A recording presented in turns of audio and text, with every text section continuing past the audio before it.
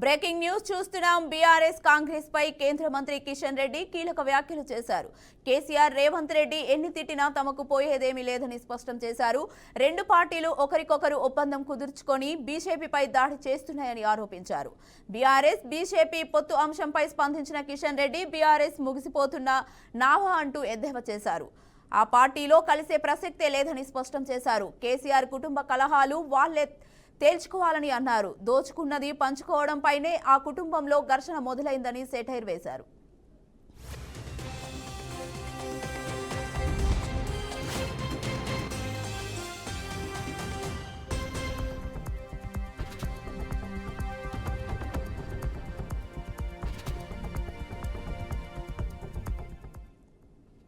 హరీష్ రావు కాంగ్రెస్ దగ్గరగా ఉన్న వ్యక్తి అని కిషన్ రెడ్డి ఆరోపించారు. సోనియా గాంధీని దేవత అని పొగిడి కాళ్లు పట్టుకుంది కేసీఆర్ఏనని అన్నారు. విభజన చట్టంలో తెలంగాణ ప్రాజెక్టు పెట్టాలని కేటీఆర్ ఎందుకు డిమాండ్ చేయలేదని ప్రశ్నించారు. హరీష్ రావు సూచనలు ఇవ్వాలనుకుంటే కేసీఆర్ కుటుంబానికి ఇవ్వాలన్నారు. కాంగ్రెస్ పార్టీ భ్రష్టు పట్టిన అవినీతి పార్టీ అని మండిపడ్డారు. కాంగ్రెస్ ప్రభుత్వానికి దమ్ముంటే కాళేశ్వరంపై సిబిఐ విచారణకు కోరాలని సీఎం రేవంత్ రెడ్డిని డిమాండ్ చేశారు.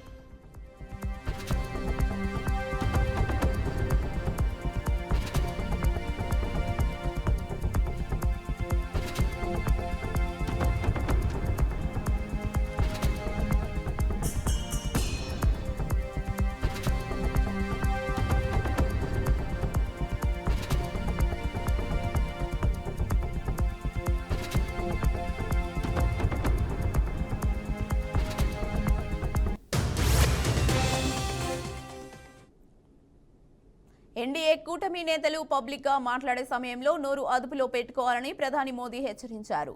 అనవసర వ్యాఖ్యలు చేయొద్దని వార్నింగ్ ఇచ్చారు. ఢిల్లీలో ఎన్డీఏ లీడర్ల సమావేశం జరిగింది. ఈ సమావేశంలో ఎన్డీఏ పాలిత రాష్ట్రాల ముఖ్యమంత్రులు, ఉప ముఖ్యమంత్రులతో ప్రధాని మోదీ సమావేశమయ్యారు. ఈ సందర్భంగా అనవసర వ్యాఖ్యలు చేయకూడదని, తమ వ్యాఖ్యలు హద్దు మీరకుండా చూసుకోవాలని మోడీ సూచించినట్లు సమాచారం. అలాగే భారత్ పాక్ మధ్య కాల్పుల విరమణలో మరో దేశం జోక్యం లేదన్నారు. పాకిస్తాన్ డీజీఎంఓ అభ్యర్థన మేరకే ఒప్పందం చేసుకున్నామని తమ కూటమి నేతలకు మోదీ స్పష్టం చేశారని తెలుస్తోంది.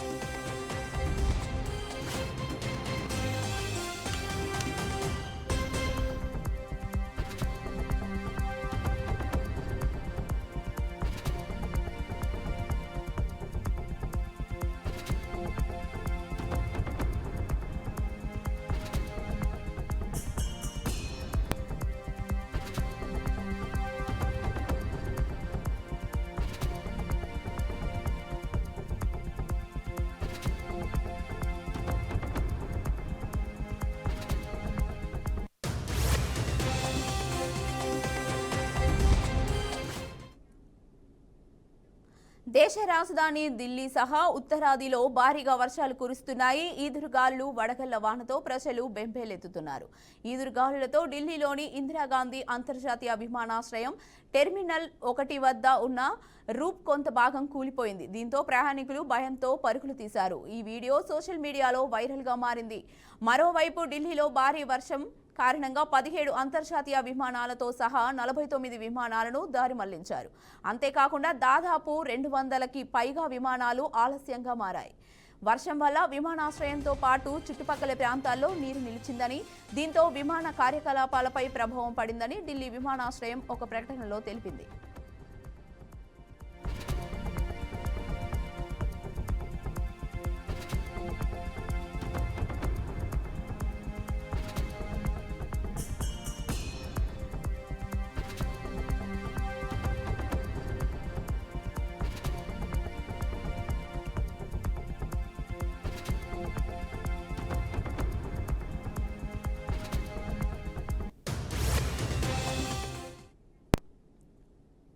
కూటమి సర్కార్పై వైసీపీ ఎమ్మెల్సీ బొత్స సత్యనారాయణ ఫైర్ అయ్యారు. ఎన్నికల సమయంలో ఇచ్చిన సూపర్ 6 హామీలను ఎప్పుడు అమలు చేస్తారని, తల్లికి వందనం ఎప్పుడు ఇస్తారని ప్రశ్నించారు. మహిళలకు ఉచిత బస్సు ప్రయాణం ఎప్పటి నుంచి ప్రారంభిస్తారని బొత్స సత్యనారాయణ నిలదీశారు.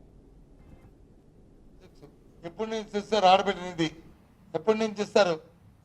అమ్మకబడి తల్లికి వందనం ఎప్పటి నుంచి ఇస్తారు? మహిళలకు ఉచిత బస్సు, ఆ బస్సు ఎక్కడి నుంచి ఇస్తారు? ఎక్కడి నుంచి ఎక్కడికి వెళ్తారు? ఏదో ఆగస్టు 15 స్వాతంత్రం వచ్చినట్టుగా ఆగస్టు 15 డేట్ అనౌన్స్ చేశారు. ఏదో మహిళలు గుర్తుపట్టి ఇస్తే ఆ దినం నాడు ఓకే చేస్తారో చేయరు చూద్దాం, చేయమనే కోరుతున్నాం. చేయాలనే మా తాలూకు డిమాండ్. దాని విధి విధానం ఏంటి? మా విజయనగరం నుంచి విశాఖపట్నం వరకు ఇస్తారా, విజయనగరం నుంచి తిరుపతి వరకు ఇస్తారా, లేదా విజయనగరం నుంచి హైదరాబాద్ వరకు ఇస్తారా, ఎక్కడి వరకు ఇస్తారు? విధి విధానాలు చెప్పాలని కోరుతుంది, డిమాండ్ చేస్తున్నాం. ఎందుకు అడుగుతున్నామంటే ఒక ప్రతిపక్ష పార్టీగా అది మా బాధ్యత. ఎన్నికలప్పుడు వచ్చి రాజకీయ పార్టీలు వారి వారి విధానాలని ఎన్నికల ప్రణాళికల్లో ప్రకటిస్తాయి. వాటి మీద ప్రేరితమై వాటి మీద ప్రజలు ఆలోచన చేసి ఆ ఎన్నికల్లో ఆ పార్టీలకు వచ్చి ఎన్నుకోవడం అనేది సాంప్రదాయం ప్రజాస్వామ్యంలో ఒక నానుడి. అవి నెరవేర్చవలసిన బాధ్యత ఆ రాజకీయ పార్టీలకు ఉన్నాయి. ఆ రకంగానే ఈరోజు సంవత్సర కాలం అయింది. ఈ కూటమి ప్రభుత్వం ప్రజలకు ఇచ్చిన వాగ్దానాలని నెరవేర్చకుండా కాలయాపన చేస్తున్న ఈ నేపథ్యం. పైపెచ్చు 2 లక్షల ఒప్పు 2 లక్షల ఒప్పు అంటున్నారు. వాస్తవాలు వచ్చి అసెంబ్లీలో పెట్టారు. ఎందుకు ఇవ్వట్లేదు సూపర్ 6? ఎప్పటి నుంచి ఇస్తారు ఆడబెట్టినది? ఎప్పటి నుంచి ఇస్తారు? సీఎం చంద్రబాబుకు విజయసాయిరెడ్డి అమ్ముడు పోయాడంటూ ఇటీవల జగన్ కీలక వ్యాఖ్యలు చేశారు. అయితే దీనికి సంబంధించిన వీడియోను వైసీపీ సోషల్ మీడియాలో పోస్ట్ చేసింది. టీడీపీ నేత టీడీ జనార్దన్ ఇంటికి విజయసాయిరెడ్డి వెళ్లారంటూ ఓ వీడియోను రిలీజ్ చేసింది. మద్యం కుంభకోణంపై సిఐడి విచారణకు కొన్ని గంటల ముందు టీడీ జనార్దన్తో రహస్యంగా సమావేశమే చర్చ జరిపారని ఆరోపిస్తుంది. తాడేపల్లి పార్క్ విల్లాస్లోని టీడీ జనార్దన్ ఇంటికి వెళ్లి సుమారు 45 నిమిషాల పాటు మాట్లాడారని వైసీపీ విమర్శిస్తోంది. టీడీ జనార్దన్ను కలిసిన తర్వాతనే జగన్పై విజయసాయిరెడ్డి విమర్శలు చేశారని వైసీపీ ఆరోపిస్తోంది.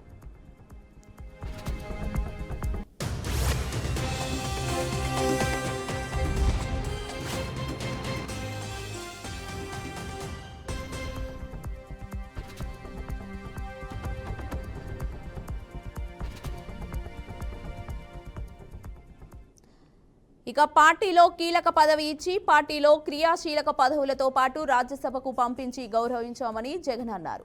అయినప్పటికీ ఇంకా 3 ఏళ్లు పదవి కాలం ఉండగానే చంద్రబాబుకు మేలు చేసేందుకు విజయసాయిరెడ్డి రాజీనామా చేశారని ఆరోపణలు చేశారు. ఇప్పుడు తాజాగా టీడీ జనార్దన్ను విజయసాయిరెడ్డి కలిసిన ఫుటేజ్ బయటకు రావడంతో జగన్ చేసిన విమర్శలకు మరింత బలం చేకూరినట్లయింది. దీంతో ఈ వ్యవహారం ఏపీ రాజకీయాల్లో చర్చనీయాంశంగా మారింది.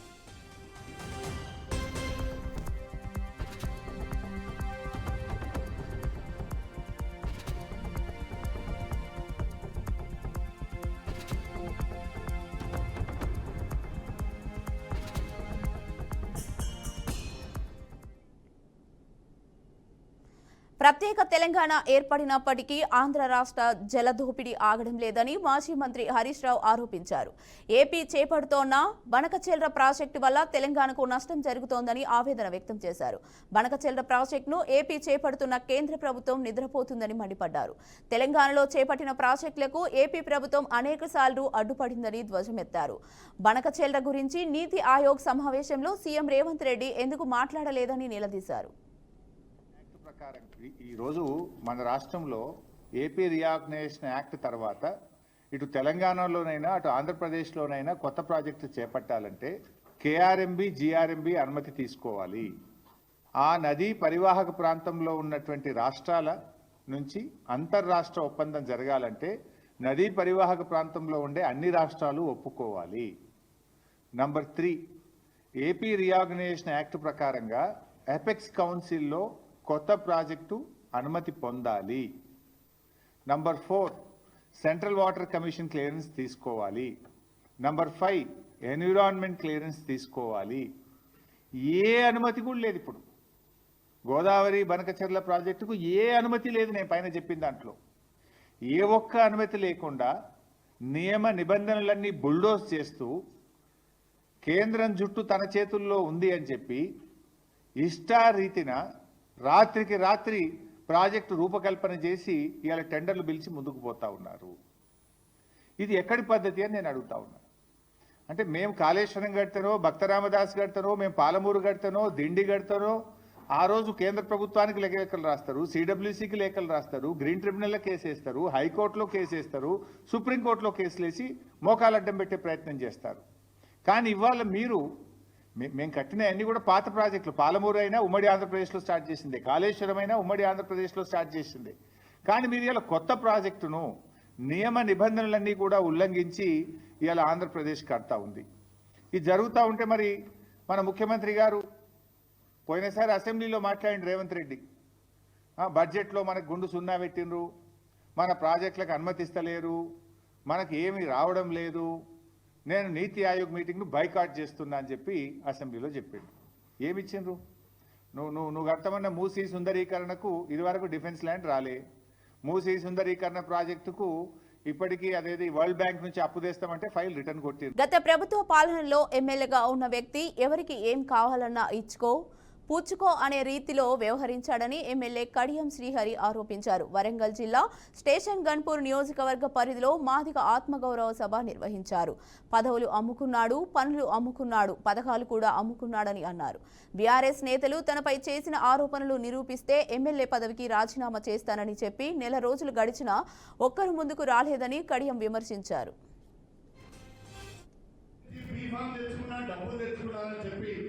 మరొక ఆరోపణ చేశారు. ఇంకొక ఆరోపణ, నియోజకవర్గానికి 800 కోట్లు కావాలి కదా, 8 పైసలు కూడా తెలియదని మరొక ఆరోపణ చేశారు. నేను ఆ పెద్ద మనుషులకు చెప్పాను, అయ్యా మీరు చేసిన ఆరోపణలు మీరు నిరూపించండి. ఒకసారి దేవుడు పుట్టల కాడికి పోయాడు, నిజంగా 2000 ఎకరాల భూమి కడియం శ్రేణి ఆక్రమించినా చూడండి. అదేవిధంగా ఒకసారి కేసీఆర్నో కేటీఆర్నో హరీష్ రావును అడగండి, నాకు బీఫామ్ కానీ డబ్బులు కానీ ఇచ్చారా అని. అదేవిధంగా 800 కోట్ల నిధులు తేలేదన్నారు. ఒక్కసారి నియోజకవర్గంలో జరుగుతున్న ముఖ్యమంత్రి గారు శంకుస్థాపన చేసిన తర్వాత జరుగుతున్న అభివృద్ధి పనులు కూడా మీరు చూడండి. ఒకవేళ ఇవన్నీ కూడా అబద్ధమైతే, మీరు చేసిన ఆరోపణలు నిజమైతే నేను నా ఎమ్మెల్యే పదవికి రాజీనామా చేస్తా అని చెప్పిన ఆ పెద్ద మనుషుల ఇళ్లలో గులాంగిరి కూడా చేస్తా అని చెప్పిన.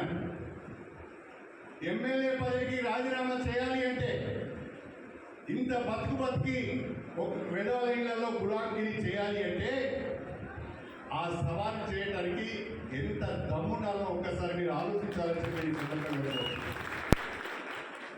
సవాలు చేసిన నెల జరిగిపోయింది. ఆ విధవలు ఎక్కడున్నారో నాకు అర్థం కావడం లేదు, మళ్ళీ మాట్లాడడం లేదు. ఇలాంటి ఆరోపణలన్నీ మన పైన వస్తూ ఉంటాయి. బీహార్ రాజకీయాల్లో సంచలన పరిణామం చోటు చేసుకుంది. ఆర్జేడీ అధినేత లాలూ ప్రసాద్ యాదవ్ తన పెద్ద కుమారుడు తేజ్ ప్రతాప్ యాదవ్ పై కఠిన చర్యలు తీసుకున్నారు. తేజ్ ప్రతాప్ ను పార్టీ నుంచి అలాగే యాదవ్ కుటుంబం నుంచి 6 ఏళ్ల పాటు బహిష్కరిస్తున్నట్లు లాలూ ప్రసాద్ యాదవ్ ప్రకటించారు. పార్టీ వ్యతిరేక కార్యకలాపాలు, బాధ్యతారహిత ప్రవర్తన, కుటుంబ విలువలకు విరుద్ధంగా నడుచుకుంటున్నారని లాలూ ప్రసాద్ యాదవ్ మండిపడ్డారు. ఈ సంచలన నిర్ణయాన్ని ఆయన సోషల్ మీడియా వేదిక ద్వారా వెల్లడించారు.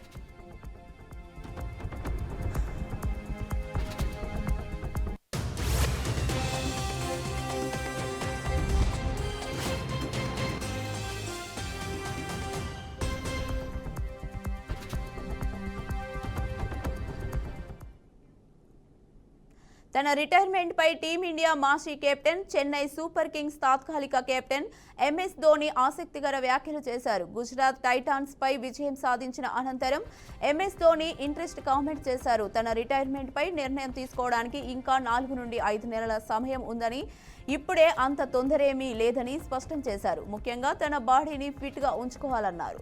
ఆటలో అత్యున్నత ప్రదర్శన ఇవ్వాలంటే శారీరకంగా దృఢంగా ఉండడం చాలా అవసరమన్నారు.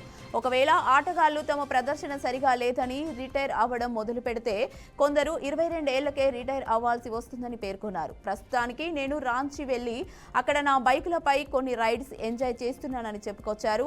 అలాగని పూర్తిగా ఆపేస్తానని చెప్పడం లేదు, మళ్లీ వస్తానని కూడా చెప్పడం లేదని వెల్లడించారు. అయితే రిటైర్మెంట్ పై నిర్ణయం తీసుకోవడానికి తనకు తగినంత సమయం ఉందని, ప్రశాంతంగా ఆలోచించి ఆ తర్వాత ఒక నిర్ణయానికి వస్తానని స్పష్టం చేశారు. ఇదిలా ఉంటే ఎంఎస్ ధోని తన ఫ్యాన్స్ కి షాక్ ఇవ్వబోతున్నారని, ఈ రోజు మ్యాచ్ తర్వాత ఐపీఎల్ కు కూడా రిటైర్మెంట్ ప్రకటించనున్నారని సోషల్ మీడియాలో జోరుగా వార్తలు వెలువడ్డాయి. ఈ నేపథ్యంలో ధోని చేసిన ఈ ఆసక్తికర వ్యాఖ్యలు కూడా సోషల్ మీడియాలో వైరల్ అవుతున్నాయి.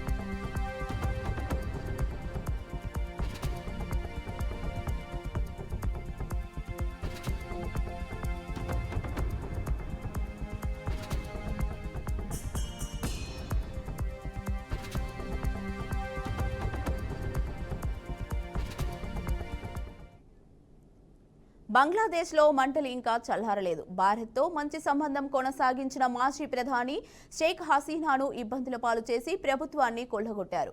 అయితే బంగ్లా మరోమారు బగ్గుమంటోంది. అక్కడ రాజకీయ అస్థిరతకు అసలు కారణాలేంటి? ఎందుకని బంగ్లాదేశ్ తిరిగి పాత ధోరణిలోకి వచ్చేసింది? తాత్కాలిక ప్రధాని శాశ్వత ప్రధాని అయ్యే ఎత్తుగడ వేశారా? దీన్ని ఆర్మీ చీఫ్ ఒప్పుకోవడం లేదా? బంగ్లాలో ప్రస్తుత పరిస్థితికి అసలు కారణాలేంటి?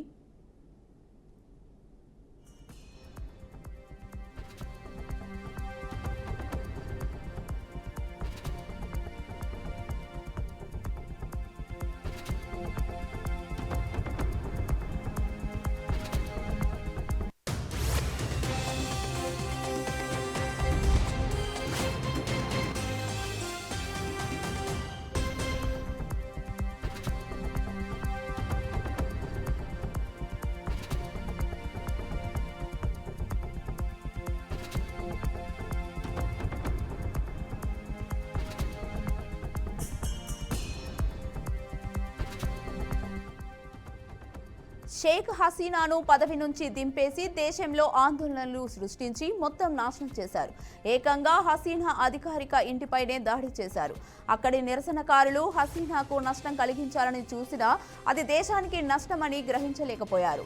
హసీనా బంగ్లా విడిచి వెళ్లిపోయిన తర్వాత ఆ దేశ తాత్కాలిక ప్రధానిగా మహమ్మద్ యూనస్ ను ఎన్నుకున్నారు. అప్పటి నుంచి ఇప్పటి వరకు పాలన కొనసాగుతున్న ఒక్కసారిగా ఏమైందో మళ్లీ వారు మొదలైంది. మహమ్మద్ రాజీనామా అంశం తెరపైకి వచ్చింది. మహమ్మద్ యూనస్ రాజీనామా చేసేందుకు సిద్ధపడ్డట్టు వార్తలు రావడంతో ఢాకా రోడ్లపైకి బంగ్లా నిరసనకారులు ఒక్కసారిగా గుమికూడారు. మార్చ్ ఫర్ యూనస్ అంటూ వారు చేసిన నిరసన అంశం ఏంటంటే 10 ఏళ్ల పాటు యూనస్ ప్రధానిగా ఉండాలి.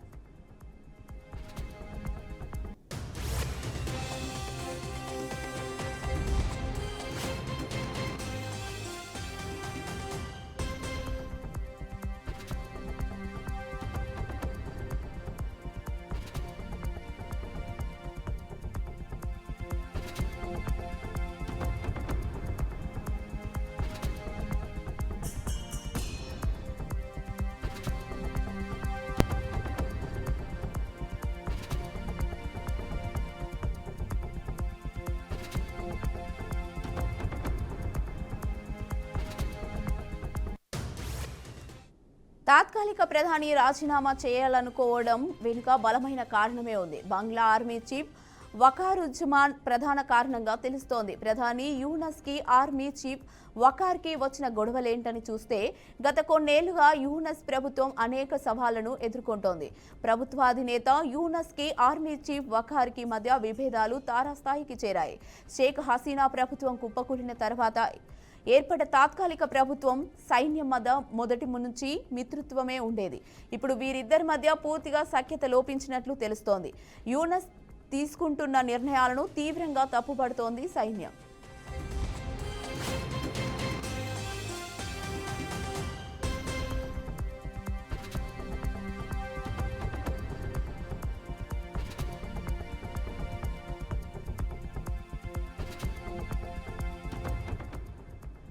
గతేడాది ఆగస్టులో బంగ్లా విద్యార్థులు భారీ నిరసనలు చేపట్టడంతో షేక్ హసీనా దేశం విడిచి వెళ్లిపోయారు.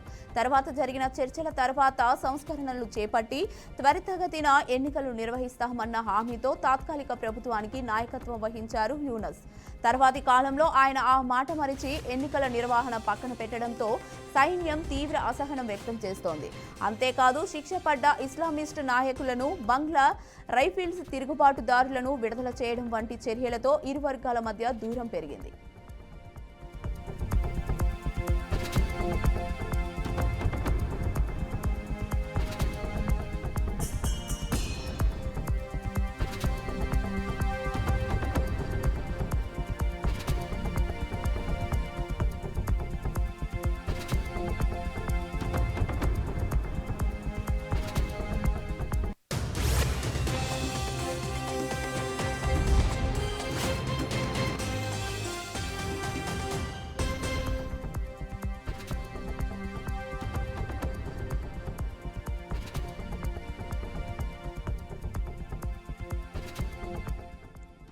యూనస్ సైనిక సలహాదారు కమ్రుల్ హసన్ అమెరికా రాయబారితో సమావేశమయ్యారు. వకార్ తర్వాతి ఆర్మీ చీఫ్ పదవి చేపట్టడానికి సపోర్ట్ చేయాల్సిందిగా కోరినట్లు ఆరోపణలు వినిపించాయి. దీంతో ప్రభుత్వ సైన్యం మధ్య మరింత గ్యాప్ ఏర్పడింది. మరోవైపు యూనస్ గవర్నమెంట్ మయన్మార్ సరిహద్దుల్లో మానవతా కారిడార్ ఏర్పాటుకు ఆమోదం తెలిపింది. ఇదొక బ్లడీ కారిడార్ అంటూ జనరల్ వకర్ తీవ్ర వ్యతిరేకత వ్యక్తం చేశారు. వీటన్నిటితో పాటు యూనస్ ప్రభుత్వంపై సైన్యం ప్రధాన అభ్యంతరం ఎన్నికల నిర్వహణ చేయకపోవడం, ఎన్నికలు లేకుండానే మరింత కాలం యూనస్ పదవిలో కొనసాగేందుకు చేస్తున్న యత్నాలను సైన్యం తీవ్రంగా తప్పుపడుతోంది.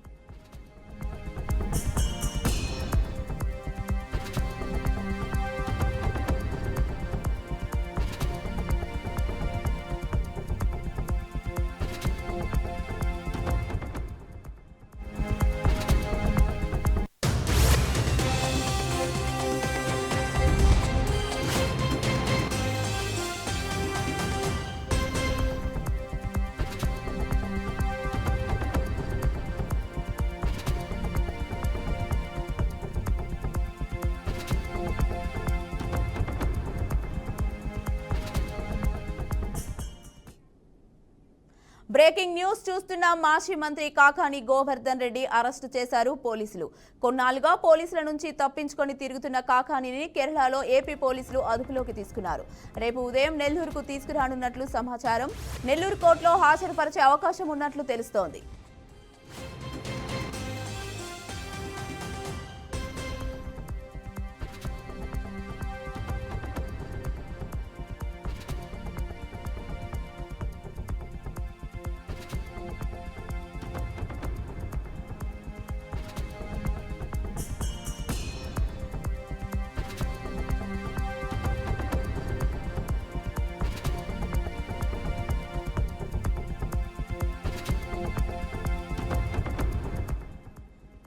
బ్రేకింగ్ న్యూస్ చూస్తున్నాం. మాజీ మంత్రి కాకాని గోవర్ధన్ రెడ్డిని అరెస్టు చేశారు పోలీసులు. కొన్నాళ్లుగా పోలీసుల నుంచి తప్పించుకొని తిరుగుతున్న కాకానిని కేరళలో ఏపీ పోలీసులు అదుపులోకి తీసుకున్నారు.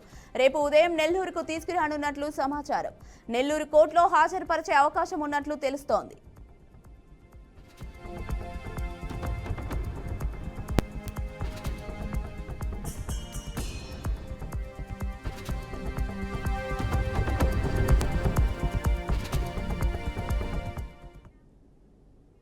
ఇవి ఇప్పటివరకున్న బులెటిన్ అప్డేట్స్. మరిన్ని అప్డేట్స్ కోసం చూస్తూనే ఉండండి బీఆర్కే న్యూస్ తెలుగు సత్తా.